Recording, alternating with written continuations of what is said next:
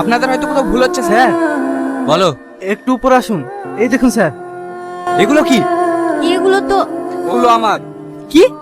আমাদের এই পাগল মনে হয় এত দামি দামি মদ একটা ওয়েটার কিভাবে কিনবে? যেভাবেই কিনে না কেন, এগুলো আমার মানে আমার। বেশি বড় বড় কথা হয়ে যাচ্ছে, কিন্তু এটা আমার, সেটা আমারই তো বলবো। কেউ যেন সন্দেহ না করে, তাই ম্যাডামের ঘরে লুকিয়ে রেখেছিলাম। অ্যারেস্ট করলে আমাকে করুন। বেশি বার বেড়েছিস না? ওকে অ্যারেস্ট করো। থানায় গিয়ে ওর চর্বি কমাবো। ইম্পোর্টেড ওয়াইনগুলো তো সব আমার ছিল, তুমি নিজের ঘরে দোষ নিলে কেন? কাজে জয়েন করার সময় প্রতিজ্ঞা করেছিলাম ম্যাডাম, আমি এই রেস্টুরেন্টের কোনো ক্ষতি হতে দেবো না। তাই বলে আমার শাস্তি তুমি নিজে মাথা পেতে নেবে? আপনাকে সব রকম বিপদ থেকে বাঁচানো আমার কর্তব্য ম্যাডাম। তুমি পাগল নাকি? এতে পাগলামোর কি আছে? তা আমার জায়গায় আপনাকে অ্যারেস্ট করলে আমার বেশি খারাপ লাগবে। তাই বলে তুমি আমার জন্য এভাবে মুখ বুজে মার খাবে? এই দাগগুলো আমার উপরেই মানায়, আপনার না। তুমি সত্যিই অনেক ভালো মানুষ, তোমাকে সেদিন ওভাবে অপমান করা আমার উচিত হয়। সরি রোহন। আরে সরি কেন বলছেন? আপনার মুখ থেকে এই শব্দটা শুনতে আমার ভালো লাগে না। পাগল। দাঁড়ান দাঁড়ান, এই গলিতে আমার বাড়ি। আসছি ম্যাডাম। ছেলেটা অনেক ভালো মানুষ, তাই না আঙ্কেল? হ্যাঁ, ও হঠাৎ এই প্রশ্ন কেন মা? এমনি